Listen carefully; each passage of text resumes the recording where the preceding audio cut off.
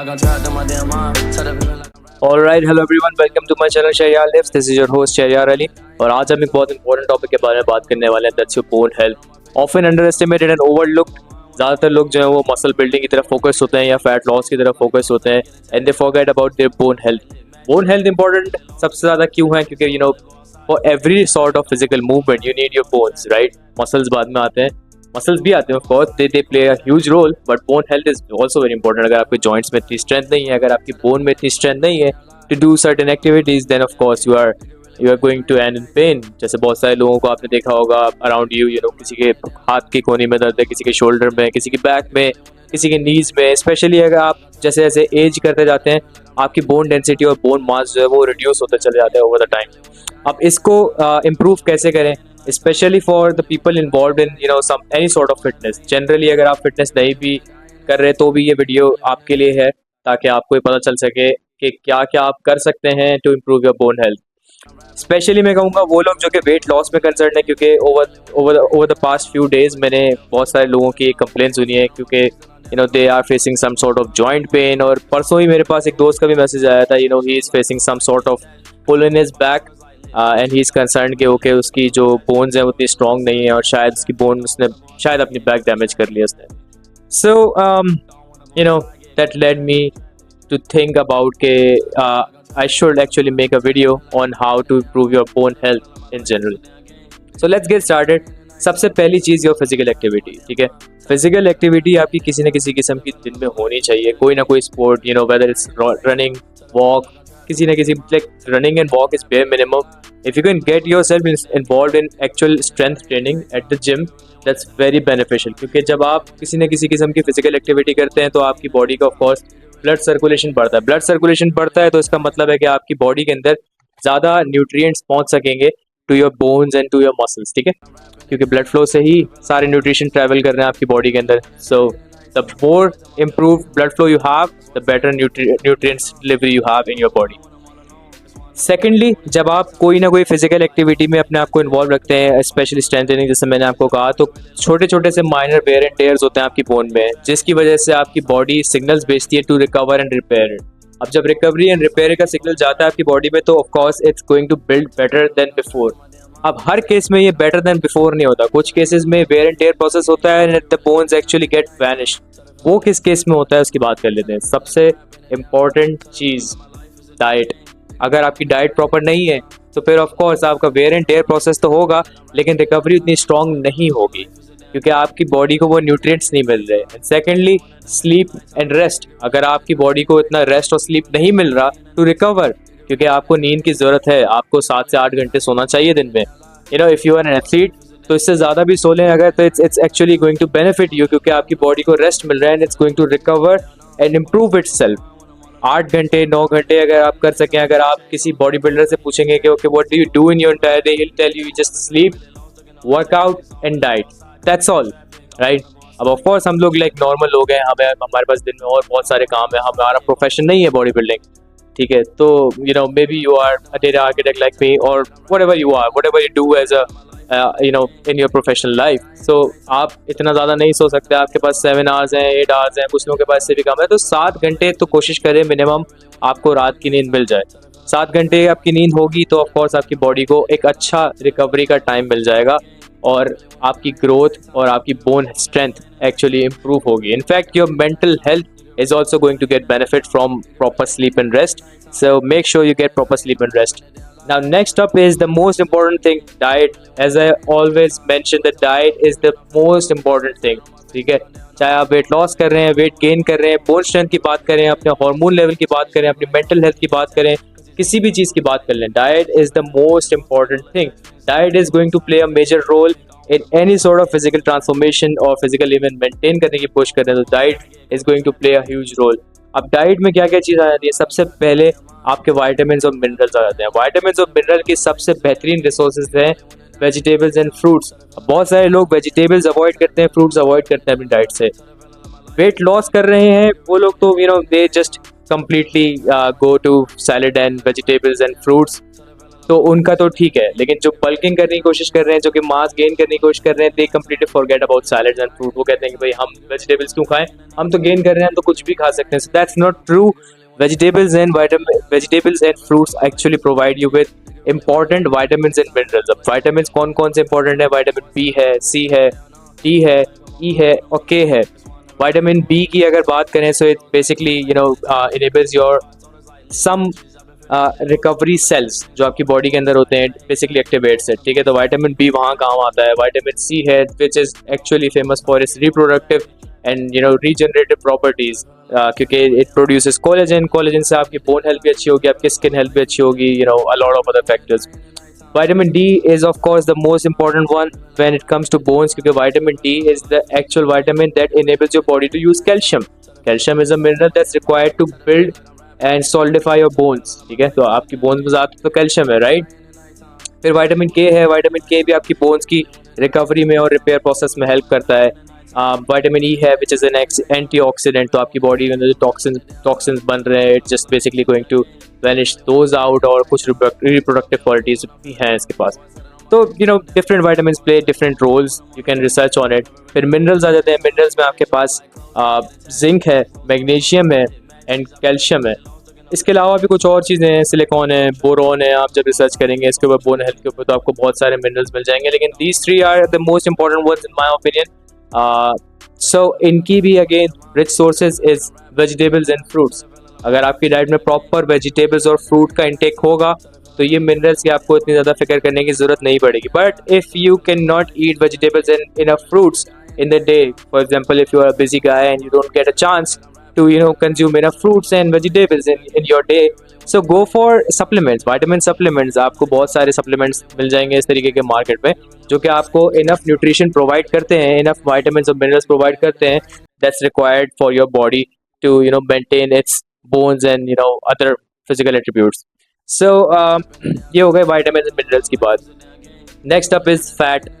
अब हर फैट बुरा नहीं होता, ठीक है। तो कुछ fat there are bad fats and then there is good fat as well. इसमें आ जाता है omega 3। Omega 3 plays a huge role in in so many other ways as well. आपके हार्मोनल बैलेंस के लिए, आपकी बोन हेल्थ के लिए, आपकी स्किन के लिए, आपके दिमाग के लिए, बहुत सारी चीज़ों के लिए omega 3 is very important. Omega 3 की एक सबसे rich source is fish and fish oil। So fish and fish oil, if you are consuming enough fish and fish oil in your diet, then you are good to go। But if you are not, then you need to either consume any sort of fish supplement, fish oil supplement, या फिर अगर आप fish को include कर सकते हैं, that's the best, that's the way to go।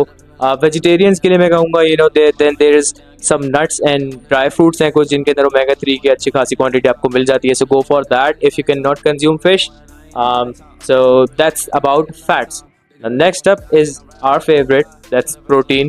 Protein का intake मैं पहले भी बहुत सारी वीडियोस में बात कर चुका हूँ। प्रोटीन का intake should be 1.5 multiply by your body weight. So for example if you way let's say 100 kilograms, तो 100 को आप मल्टीप्लाई कर लें 1.5 से, that gives you 150 grams. So 150 grams of protein आपकी डाइट में आना चाहिए है रोजाना, ठीक है। अब 150 ग्राम प्रोटीन जो है लोग रेयरली, बहुत सारे लोग हैं जो कि अपने वेट के हिसाब से इनफ प्रोटीन ले रहे होते हैं। इसकी वजह यह है कि या तो वो मीट अवॉइड कर रहे होते हैं, या तो फिर उनकी डाइट ऑटोमेटिकली इतनी अच्छी नहीं होती। और हमारे देसी घरों में जो है वो we don't pay much attention to all of these things in most cases. So you need to level up your game, bro। You need to take proper amount of protein। and protein के अंदर the best form of protein comes from animals, ठीक है। तो animal protein जो है उसकी वजह ये है कि animal protein it gives you all sorts of amino acid जो कि रिक्वायर्ड है, ठीक है। Protein is are amino acid, right. तो अमाइनो एसिड ऑल सॉर्ट्स जो हैं वो एनिमल प्रोटीन के अंदर अवेलेबल है। अब अगर आप एनिमल प्रोटीन नहीं ले सकते और अगर आप वेज सोर्सेज की तरफ जा रहे हैं, तो फिर you have to do some research and you have to make sure that you kind of consume all sorts of protein and amino acids required। अगर आप ये नहीं कर सकते, so go for some supplements जो कि आपको proper protein provide करें। Protein is very important, right? Almost every part of your body is made up of protein, some sort of protein, and bone is no different from your body, right? So आपको protein चाहिए ही चाहिए।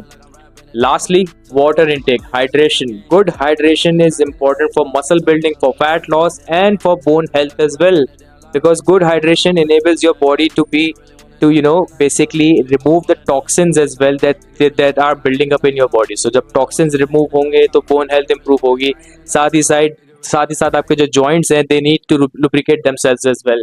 So hydration is very important. पानी पिए, 5 से 6 litre पानी तो एक average बंदे को पीना ही पीना चाहिए, जो कि एक प्रॉपर फिजिकल एक्टिविटी किसी भी किस्म की परफॉर्म कर रहा है. जैसे मैं जिम जाता हूँ तो मुझे 5 से 6 लीटर पानी तो it's actually less for me, क्योंकि मुझे तो बहुत ज़्यादा प्यास लगती है और मुझे बहुत ज़्यादा गर्मी भी लगती है, पसीना बहुत ज़्यादा आता है मुझे, I sweat a lot, so I kind of lose water a lot. So मुझे तो 8-10 लीटर पानी चाहिए ही चाहिए होता है दिन में. So I alone consume 8 to 10 liters of water per day.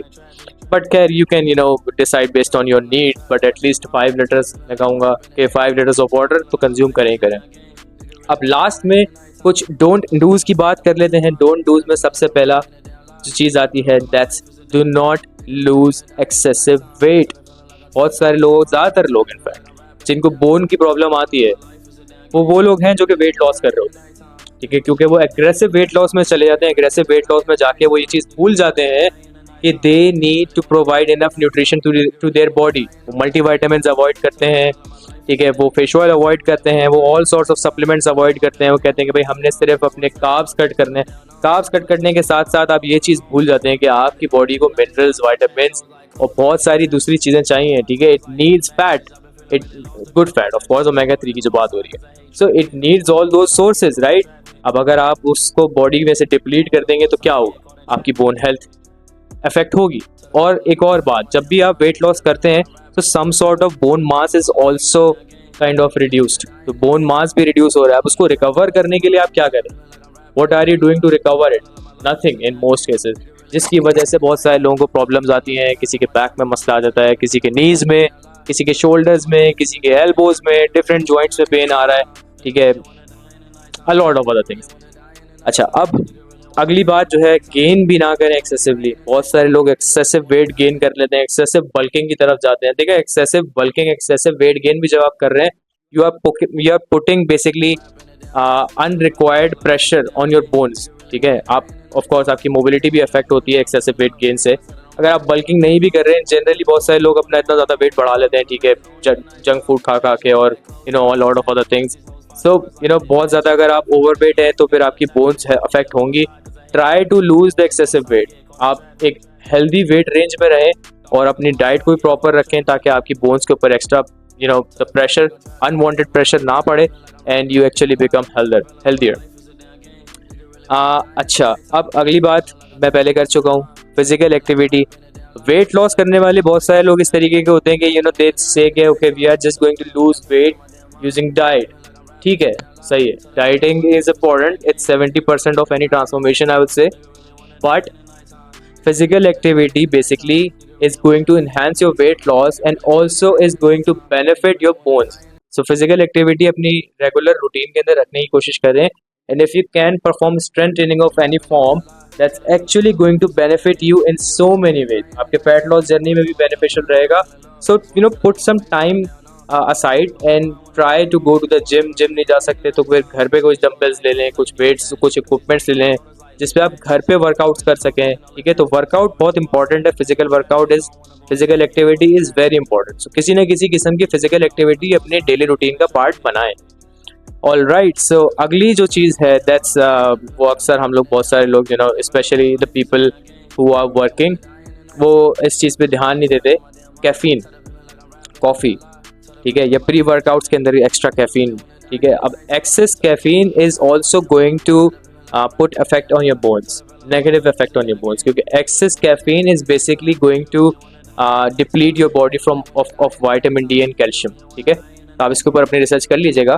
but excess caffeine and nicotine as well, so these two things are actually harmful for your body, for your bones specifically, if consumed more than the desired amount. ठीक है, तो इसकी एक minimum amount भी है. For example I think coffee caffeine की जो है वो 400 मिलीग्राम्स है पर डे. सो अगर आप 400 mg से ज़्यादा जा रहे हैं तो then you are in the danger zone. ठीक है, सिर्फ आपकी बोन्स हेल्थ से ही नहीं, आपके बहुत सारे और दूसरे नुकसान भी हैं, जैसे कि आपको कैफ़ीन क्रैश भी होगा. ठीक है, अगले दिन आपको यू फील एक्चुअली लेजियर, आपको ब्रेन फॉगिनेस भी होगी when you are not drinking caffeine. ठीक है, you will get addicted to caffeine for daily activities and all. So excess किसी भी चीज़ का अच्छा नहीं होता। कंट्रोल में रखें अपने कैफीन को भी और अपने निकोटीन को भी। अगर कर सकते हैं तो, नहीं भी कर सकते तो करना पड़ेगा अगर अच्छी बोन्स चाहिए तो। and there is no other way to do this, right? So I hope this video helped you. I'll also post all of this description जो मैंने आपको बताया अभी, इसको मैं इंग्लिश में प्रॉपर इंग्लिश में करके मैं इसी वीडियो की डिस्क्रिप्शन में डाल दूंगा। और अगर आप ये चाहते हैं कि मैं आपके लिए कोई स्पेसिफिक डाइट प्लान बनाऊँ, वेदर यू आर बल्किंग और लूजिंग वेट, जो भी आपका गोल है, और यू आर जस्ट मेंटेनिंग, तो अगर आप चाहते हैं कि मैं आपकी डाइट में कुछ सजेशंस दूं एग्जिस्टिंग डाइट में, आपको डाइट प्लान बनाऊं, so you can reach out to me on my Instagram, that's Shahryar Lifts. I'll put it here and I'll put the link in the description as well, so you can DM me anytime. I respond to my followers, so आप easily मुझे reach out कर सकते हैं. Feel free to reach out to me and I'll create a plan for you. So that's it for this video. See you in another one. Tell the feeling like I'm trapped in my damn mind. Tell the feeling like I'm rapping it.